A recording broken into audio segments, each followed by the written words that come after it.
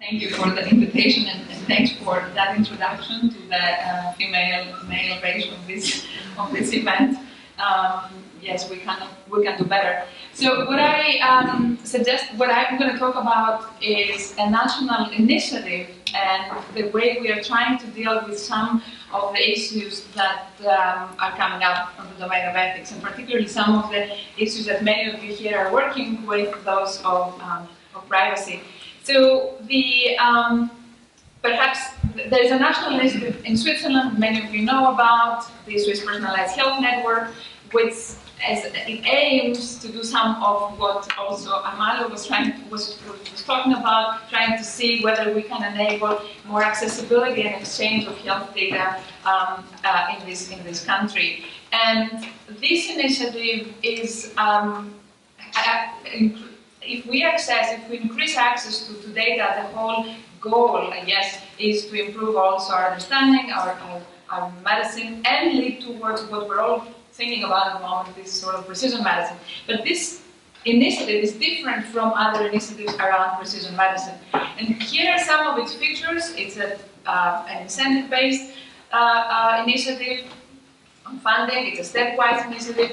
And it's one that, of course, is based very much in trying to make that cultural shift that we can increase access to data, but we can do that responsibly. And this is a tension that, of course, we have to deal with, not only us here in Switzerland, but everywhere else.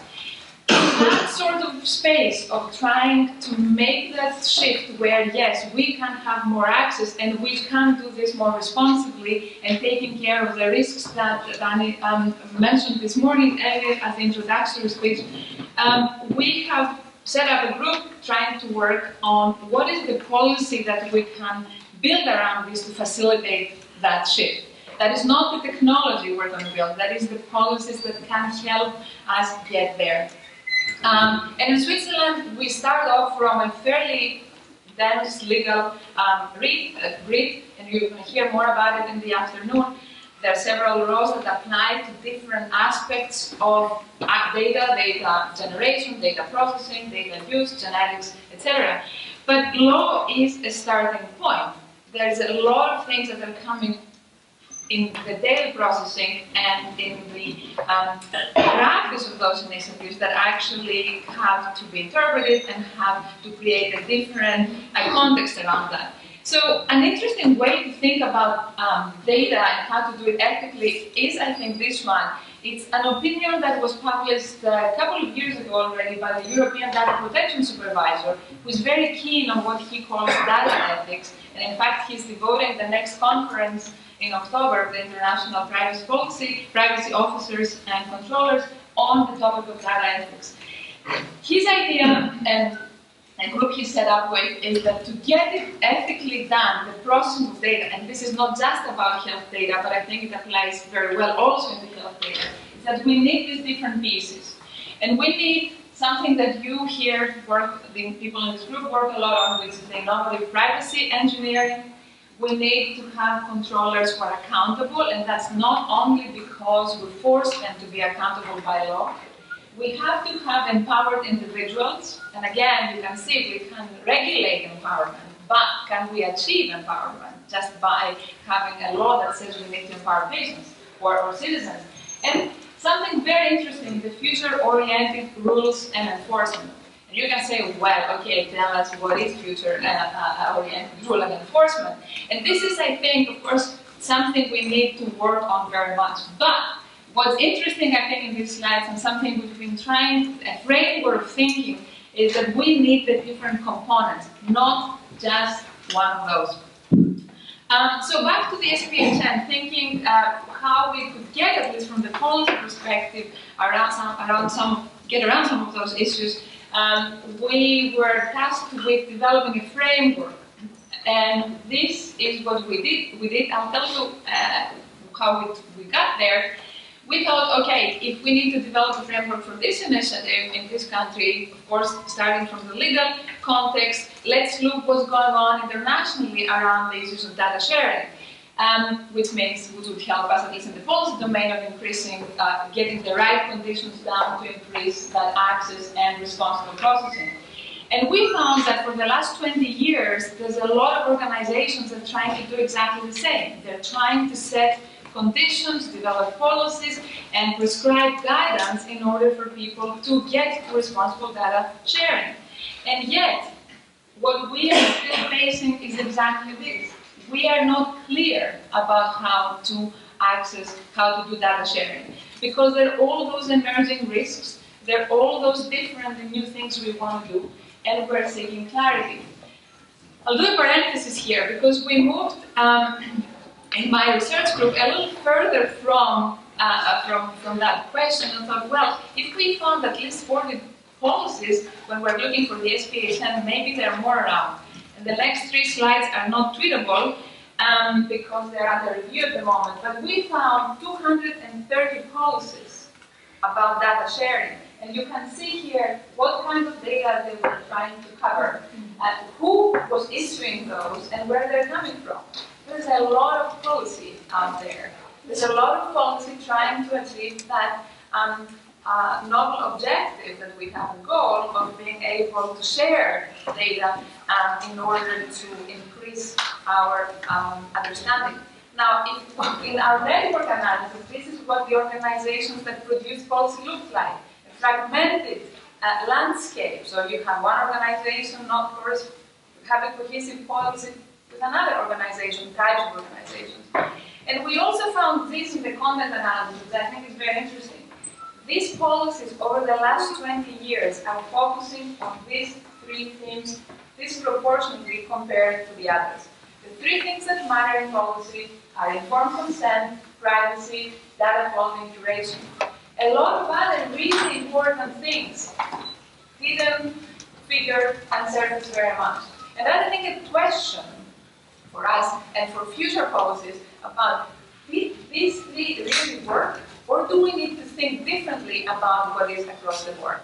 And the parenthesis, and I'm going back to what we did within the SPHN, but taking into account and informed by this kind of analysis that shows us that maybe our focus, as important as it is in these areas, maybe needs to be rethought in terms of innovation, but also in terms of including other themes. So in the framework we developed, we focused on these 4 principles, and those who've been working with data, you of course know these are not newcomers. We're familiar with some of those, at least. Respect for persons, which, yes, does go back to consent. Of course, privacy and confidentiality. The principle of data fairness, and I'll say a few words about this, and accountability. Accountability is a major principle, specifically when we are dealing with data. It's also somewhat neglected, I think, so far, and we need to make sure that it comes into the fore. So the respect for person principle, which is included, again, it's a cornerstone in research ethics and in so many other areas.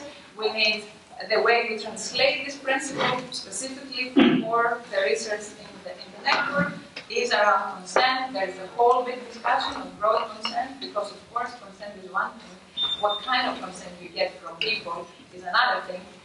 We also included a number of other points around further responsibilities and further duties of researchers that will show respect to people's autonomy. For example, what we return to them, what mechanisms they have or you have as researchers to revoke, when consent is revoked, and what kind of results, actionable or not, will be returned. In privacy, again, there wasn't anything particularly new, it's just an important, crucial, essential principle for the kind of work that's going on here. We are trying to encourage the idea that there are going to be standards, common standards around privacy and data security or coding, anonymization, and perhaps the new thing might have been here that privacy is not something that we only do technologically, and security also as well, but rather has another component, and that's the awareness of all those involved in the exercise or in the research. In data fairness, that might need a little bit more of an explanation. The idea behind this is, and this is the principle of fairness, but we specify it in the context of data by trying to get to the point that if we have data that can be used for research, and these data have been generated in particular contexts and conditions, they should become available for research.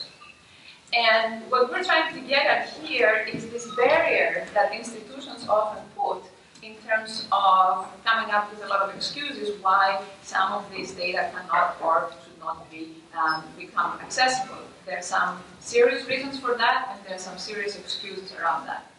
So to specify this further, we spoke about timely access, about, of course, in this case, non-profit, no monetization of data within that particular initiative.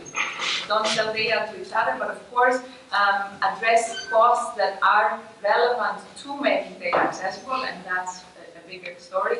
And also, at least within the initiative, we try to avoid the idea of exclusive rights to certain actors, precisely because if this is a common good, then it has to be accessible by the research community.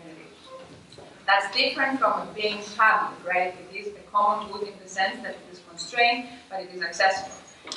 And finally, the principle of accountability. The idea here is that there is responsibility about action, and there are ways in which those responsible become are transparent and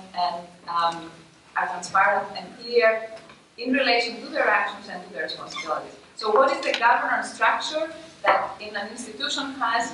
What are the procedures for authorizing or denying access to data has to be clear. What kind of ethical assessments are going on in order to make those decisions? These cannot be arbitrary decisions, or I don't like that request.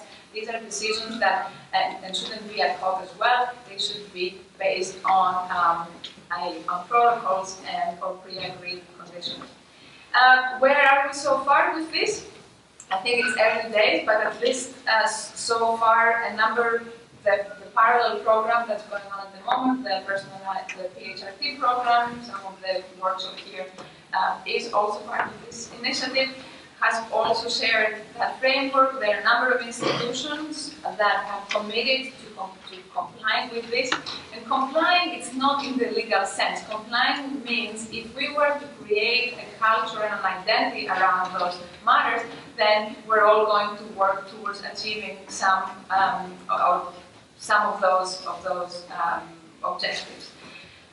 We've seen also an acceleration of progress in developing data governance at the institutional level. That's, I think, again, a good move. Institutions have data governance in one way or another, but they are articulating this in a different way. And we're seeing more, at least nationally, an attempt to harmonize the guidance around those principles amongst the institutions. So for me, this is a good move towards trying to get to the core of, if we are serious about this, if we want to do this sort of more data-driven activities, there are a lot of serious issues we need to deal with. And one way to deal, there are different issues, there are different opinions, there are also different reasons, there are different stakeholders.